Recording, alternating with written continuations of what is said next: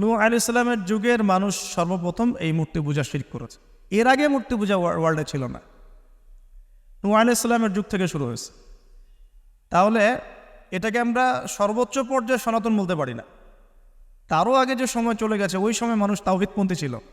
আদম আলাইহিস সালামের যুগে তখন মানুষ এই কাজ করতো না। শুরুটা কেমন করে হলো? ভালো উদ্দেশ্যেই শুরু হয়েছিল, ভালো মনে করে। কেমন? যে মানুষ এরকম চিন্তা করে নিয়েছিল যে এই মানুষগুলো লাত, উজ্জা, হবল, ইয়াগুথ, ইয়াউক, নসর, ইয়াগুথ, ইয়াউক, নসর, এই ভালো মানুষগুলো আল্লাহর খুব নেককার বান্দা ছিলেন। তাদের স্ট্যাচু তৈরি করা যায়, তৈরি করলে কি হবে? এগুলোকে দেখলে আমাদের আগ্রহ জন্মাবে ইবাদত করার ব্যাপারে। এটা ছিল ওদের থটস। শয়তান এভাবেই তাদেরকে ইনফ্লুয়েন্স করেছিল, আর তারা তাই করলো। এই জেনারেশনটা যখন মারা গেল, পরের জেনারেশন যখন আসলো, তখন শয়তান ওদেরকে বোঝালো, ধরেন 100-200 বছর পরে বোঝালো যে ওরা খুব ভালো মানুষ ছিল, ওদের মূর্তিকে মসজিদের বাইরে না রেখে ভিতরে ঢুকিয়ে ফেলো। তাদেরকে সেজদা করতে হবে না, ভিতরে ঢুকিয়ে ফেলো, ইবাদতে মনোযোগ আসবে। পরের জেনারেশন এই কাজটাই করলো। থার্ড জেনারেশনকে শয়তান বোঝালো যে সরাসরি ওদের কাছে চাইলেই হবে, তারা আল্লাহ পাকের অনেক আনুগত্যপ্রাপ্ত, নৈকট্যপ্রাপ্ত বান্দা। সরাসরি তাদের কাছে চাইলেই হবে, আল্লাহর কাছে চাওয়া এখানে চাওয়া একই কথা, ওখানে সেজদা করা এখানে সেজদা করা একই কথা। এখান থেকে শুরু হলো সরাসরি স্ট্যাচু ওয়ার্শিপ। সরাসরি স্ট্যাচু ওয়ার্শিপিং এখান থেকে শুরু হয়েছে। তো আমরা আমাদের হিন্দু ভাই বোন যারা আছেন, আমাদের আশপাশে অমুসলিম ভাই বোন, তাদের প্রতি সম্মান রেখেই এই হিস্ট্রিগুলো পড়তে বলবো আর কি, এবং যুক্তি দর্শনগুলো খুঁজতে বলবো। আসলে কি তারা শুনতে পায়? আসলে কি সে আমার কোনো উপকার করতে পারে? আসলে কি সে আমার কোনো ক্ষতি করতে পারে? আসলে কি সে সৃষ্টিকর্তার প্রতিমূর্তি হতে পারে কিনা? তো আমরা এটা আহ্বান জানাবো, আমরা কারো ধর্মীয় অনুভূতিতে আঘাত করব না। ইসলাম আমাদেরকে এটা শিখায় না। ইসলাম এটা শিখায় যে মানুষকে হিকমার সাথে, প্রজ্ঞার সাথে দাওয়াত দেয়া, যাতে করে তারা জাহান্নামের রাস্তা থেকে ফিরে আসতে পারে ইনশাআল্লাহ। তো ইব্রাহিম আলাইহিস সালাম সমাজের মানুষকে দাওয়াত দেন। কিভাবে দেন? কোরআনে এভাবে ভাষা আসছে। আমি সূরাগুলোর নাম বলে দিই, আপনারা একটু চেক করে নিয়েন। সূরা আম্বিয়ার মধ্যে আসছে, সূরা সফফাতের মধ্যে আসছে, সূরা আনআমের মধ্যে আসছে। তো তিনি দাওয়াত দেন এভাবে যে ওয়াইজ ক্বালা ইব্রাহিম, যখন ইব্রাহিম বললেন লিআবিহি ওয়া কওমিহি, তার বাবাকে এবং তার কওমকে বললেন, মা হাযিহি তামাসিলুল্লাতী আনতুম লাহা আকিফুন, তোমরা এসব কি মূর্তির উপাসনা করো, এদের চারপাশে ঘুরতে থাকো, কি সব করো? তো তারা বলে যে নাহনু বাল ওয়াজাদনা আবানা কাযালিকা ইয়াফআলুন, আমরা আমাদের বাপ দাদাদেরকে দেখেছি এইভাবেই করতে। তাদের রেফারেন্স কিন্তু এটাই ছিল। কোনো দালিলিক জ্ঞানতাত্ত্বিক যুক্তি বিজ্ঞান দর্শন এখানে নাই। এখানে কি ফিলোসফিটা কি? বাপ দাদাদেরকে দেখেছি করছে।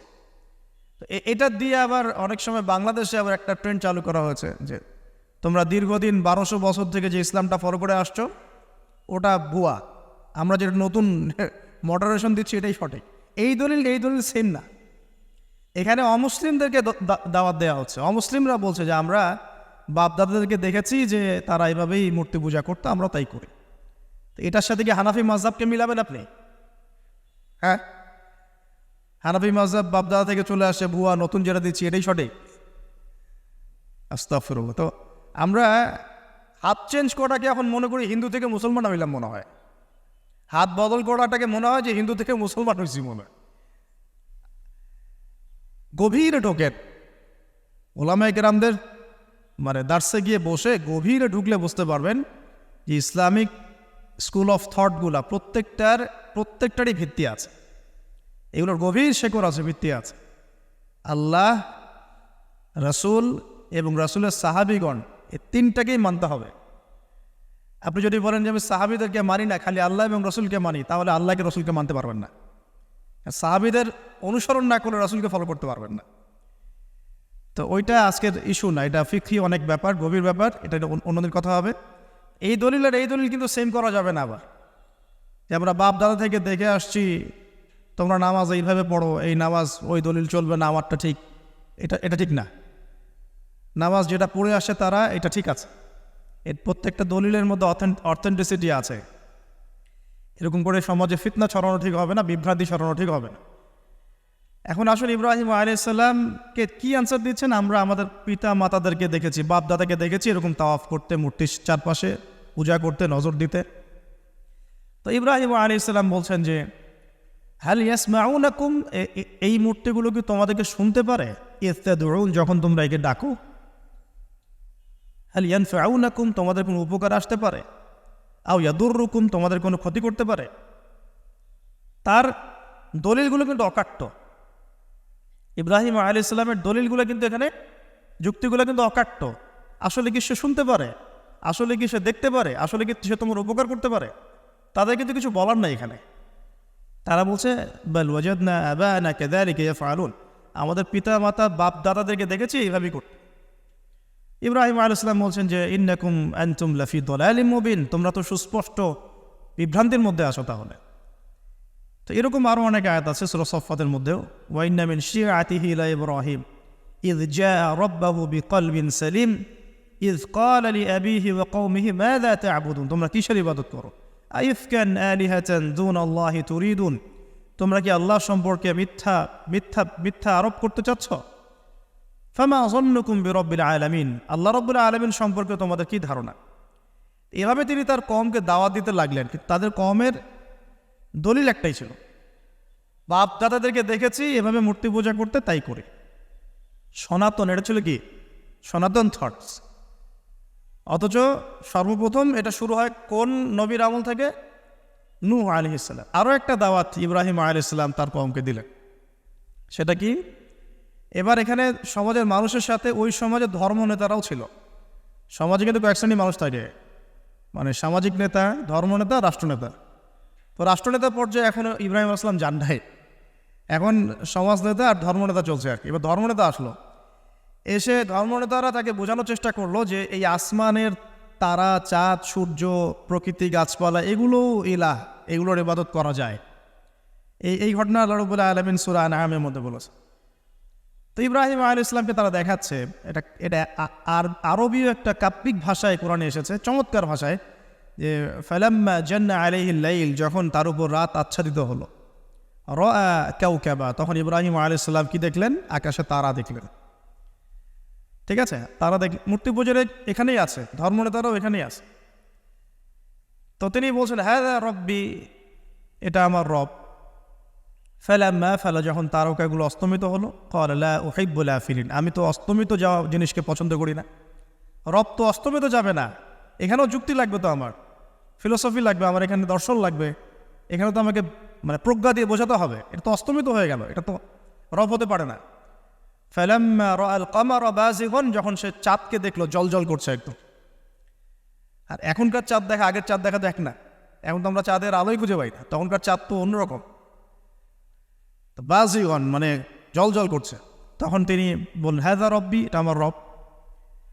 তখন ফালাম্মা ফালা, যখন এটাও অস্তমিত হয়ে গেল, তিনি বলছেন লাইল্লাম ইয়াহদিয়ানি রব্বি লাকুনান্না মিনাল কওমিদ দাল্লিন, আল্লাহ যদি আমাকে হেদায়েত না দেন তাহলে আমি এই দল্লিনদের অন্তর্ভুক্ত হয়ে যাব। ইব্রাহিম আলাইহিস সালাম বলছেন ফালাম্মা রাআ শামসা বাযিগাতান, যখন এবার সূর্যকে দেখলেন দিনের বেলা, এটা তো আরও বড়। হাযা রব্বি হাযা আকবার, এটা আমার রব, এটা সবচেয়ে বড়। হাযা আকবার, এটা সবচেয়ে বড়। ফালাম্মা আফালাত, এটা যখন অস্তমিত হয়ে গেল, তখন তিনি বলছেন এই কথাটা যে ইয়া কওমি ইন্নী বারিউম মিম্মা তুশরিকুন, হে আমার কওম, তোমরা যেগুলোকে দিয়ে আল্লাহর সাথে শরিক করছো, এখান থেকে আমি আমার চেহারাকে ফিরিয়ে নিলাম। সুবহানাল্লাহ। তখন তিনি এই কথাটা বলেন ইন্নী ওয়াজ্জাহতু ওয়াজহিয়া লিল্লাযী ফাতারাস সামাওয়াতি ওয়াল আরদা হানিফাও ওয়া মা আনা মিনাল মুশরিকিন, আমি আমার চেহারাকে ফিরিয়ে নিচ্ছি এই আসমান সমূহ এবং জমিনের সৃষ্টিকর্তার দিকে, এবং আমি মুশরিকদের অন্তর্ভুক্ত নই। ইন্না সলাতি ওয়া নুসুকি ওয়া মাহইয়ায়া ওয়া মামাতি লিল্লাহি রাব্বিল আলামিন, আমার সলাত, আমার কুরবানি, আমার স্যাক্রিফাইস, আমার জীবন, আমার ফুল লাইফ, আমার মৃত্যু, সব কিছু কার জন্যে? জগৎসমূহের প্রতিপালক আল্লাহর জন্যে। লা শারীকা লাহু, তার কোনো শরিক নাই। ওয়া বিযালিকা উমিরতু, এই একনিষ্ঠভাবে তার ইবাদত করার জন্যই আমি আদিষ্ট হয়েছি। ওয়া বিযালিকা উমিরতু ওয়া আনা মিনাল মুসলিমিন, এবং আমি মুসলিমদের অন্তর্ভুক্ত। এই শুরু হলো এবার পুরো স্পষ্টভাবে তাওহীদের ঘোষণা দেয়া। তবে ইব্রাহিম আলাইহিস সালামের এক একটা পদক্ষেপ কি যৌক্তিক না? বৈজ্ঞানিক না, এবং অকাট্য প্রমাণ আছে না, এগুলোকে কিন্তু ভেদ করতে পারছে না তারা। এবার ইব্রাহিম আলাইহিস সালাম চিন্তা করলেন দ্বারা এবার উচিত শিক্ষা দিতে হবে। তবে আগে বলেন এই যে উচিত শিক্ষাটার কথা বলছে, এটা আবার আপনারা খবরদার ভুলেও কোথাও দিতে যায় না, ঠিক আছে? এটা তো সময় আছে। ইব্রাহিম আলাইহিস সালামের সাথে নবী সাল্লাল্লাহু আলাইহি ওয়াসাল্লামের জীবনের মিলের কথা বলছিলাম। নবী সাল্লাল্লাহু আলাইহি ওয়াসাল্লাম মক্কা বিজয়ের আগে কি কখনো মূর্তির গায়ে হাত দিয়েছেন কিনা বলেন? দিয়েছেন? যখন মক্কা বিজয় হয়ে গেছে, পুরো স্টেটই আপনার, অথরিটি আপনার, তখন আপনি আপনার অ্যাকশন নিতেই পারেন, সেটা আপনার ব্যাপার, তখন আপনি কি করবেন? মুহাম্মদ সাল্লাল্লাহু আলাইহি ওয়াসাল্লাম কাবা ঘরে ঢুকে তখন মূর্তি ভেঙেছেন এবং বলেছেন ওয়াকুল জাআল হক ওয়া যাকাল বাতিল ইন্নাল বাতিলা কানা যাহুকা, তাই না? ইব্রাহিম আলাইহিস সালাম এবার শিক্ষা দেওয়ার চিন্তা করছেন। তিনি বলছেন যে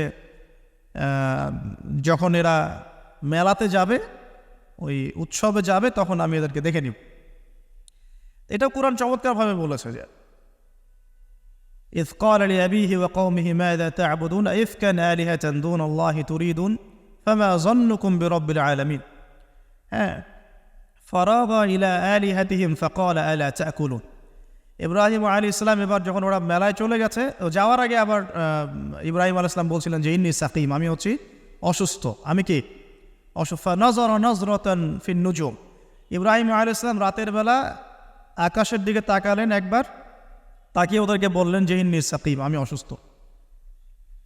এটা কৌশল, আমি অসুস্থ, এটা কৌশল।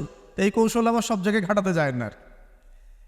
তো এবার যখন তারা চলে গেল, ফারাগা ইলা আলিহাতিহিম ফাকালা আলা তাকুলুন, এবার তিনি ওই মূর্তি গৃহ যেটা ওদের, ওখানে ঢুকে বলছেন যে আলা তাকুলুন, তোমাদের কি হলো, খাচ্ছ না কেন? কাদেরকে বলছে এই কথা? মূর্তি, খাচ্ছ না কেন? আলা তাকুলুন। ফারাগা ইলা আলিহাতিহিম ফাকালা আলা তাকুলুন মা লাকুম লা তানতিকুন, কি হলো, কথা বলছো না কেন? মা লাকুম লা তানতিকুন, কি হলো, কথা বলছো না কেন?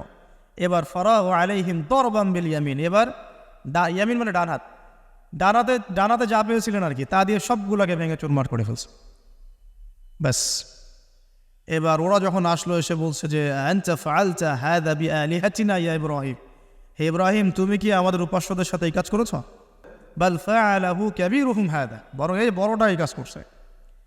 এর মধ্যে সবচেয়ে বড় যেটা আছে এই ব্যাটার কাজ, আমি করি নাই, আমি তো করি নাই। তখন ওরা তো এটা তো হতভম্ব হয়ে গেল, যে সে বলছে যে তুমি তো জানো, তুমি তো খুব ভালো করেই জানো যে তারা কথা বলতে পারে না, নড়াচড়া করতে পারে না, কিছুই করতে পারে না। তখন তিনি বললেন তাহলে তোমরা কেন এমন ইলাহের উপাসনা করো যে কথাও বলতে পারে না, শুনতেও পারে না, দেখতেও পারে না, তোমার উপকারও করতে পারে না, ক্ষতিও করতে পারে না। কিন্তু এবারও কিন্তু যুক্তি নাই, কোনো তাদের কাছে কোনো দলিল নাই, কোনো প্রমাণ নাই, কোনো যুক্তি দর্শন কিচ্ছু নাই। এবার শুরু হলো জুলুম। জালেমের কাজ কি? যুক্তি, জ্ঞান, দর্শন, বিজ্ঞান এগুলো দিয়ে যখন পরাস্ত, এগুলো দিয়ে পারছি না, এবার পেশি শক্তি। এবার কি? পেশি শক্তি। ব্যাস, এবার পেশি শক্তি। ইব্রাহিম আলাইহিস সালামকে নিয়ে যাওয়া হচ্ছে নমরুদের দরবারে। এবার চলো, এবার তোমার আছে খবর আছে। এবার পুরো রিমান্ড হবে 7 দিনের। একদিন রিমান্ড হলেই অবস্থা খারাপ হয়ে যাওয়ার কথা। তো ইব্রাহিম আলাইহিস সালামকে এবার নিয়ে যাচ্ছে ধরেন নমরুদের কাছে। কি যে হবে আল্লাহ ভালো জান।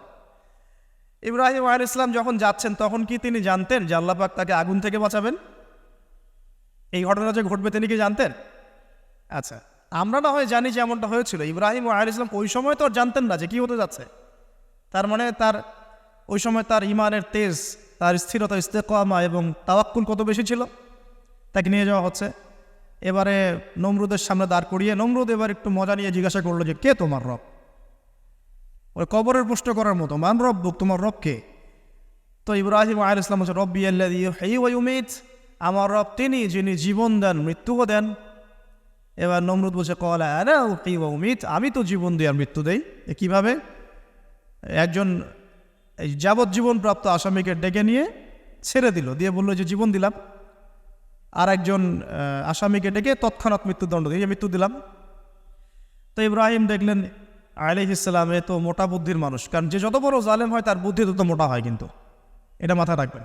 ফেরাউনের মতো জুলুম মানুষের বুদ্ধি লোপ করে দেয়, আর শিরক মানুষের মধ্যে ভয় সঞ্চার করে। যখন যখন আপনি শিরক করতে থাকবেন মনে খুব ভয় কাজ করবে, এবং মুশরিক বাহিনী কখনো ইসলামের বিজয় লাভ করতে পারে নাই। যে মুসলিম সেনাবাহিনীর মধ্যেও শিরক ছিল না, ওরা যুদ্ধের মাঠে পরাজিত হয়ে গেছে। ইতিহাস ঘাটবে, মুসলিম যে সেনাবাহিনীর মধ্যে শিরক ছিল ওই সেনাবাহিনী পরাজিত হয়ে গেছে। আবার অল্প গুটি কয়েক সেনাবাহিনী তারা তাওহীদপন্থী ছিল, তারা জয়লাভ করেছে। ইতিহাস ঘেটে দেখবেন। তো জুলুম কি করে বুদ্ধি লোপ পায়, নমরুদের বুদ্ধি লোপ পেয়ে গেল। তো ইব্রাহিম আলাইহিস সালাম বলছেন রব্বি আল্লাযী ইউহয়ী ওয়া ইউমীত, এ তো এটা বুঝলো না। তাহলে ইন্নাল্লাহা তাআলা ইন্নাল্লাহা ইয়াতি বিশ-শামসি মিনাল মাশরিক ফাতি বিহা মিনাল মাগরিব। ইব্রাহিম আলাইহিস সালাম বলছেন যে আল্লাহ রাব্বুল আলামিন, আমার আল্লাহ, তিনি পূর্ব দিক থেকে সূর্য ওঠান। তো তুমি যদি ইলাহ হয়ে থাকো তাহলে পশ্চিম দিক থেকে উঠাও। এটা আরো বড় অকাট্য দলিল হলো।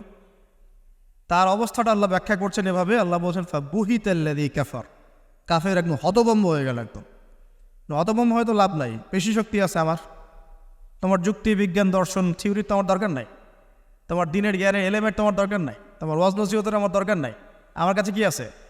পেশি শক্তি আছে, পিঠায় সব সিধা করে ফেলাবে একেবারে। ব্যাস ইব্রাহিম আলাইহিস সালামের জন্য বলছে ফাআল হাররিকুহু ওয়ানসুরু আলিহাতাকুম, একে জ্বালায় দাও, পুরায় দাও, একে জ্বালায় পুরায় দাও, তোমাদের ইলাহদেরকে সাহায্য করো।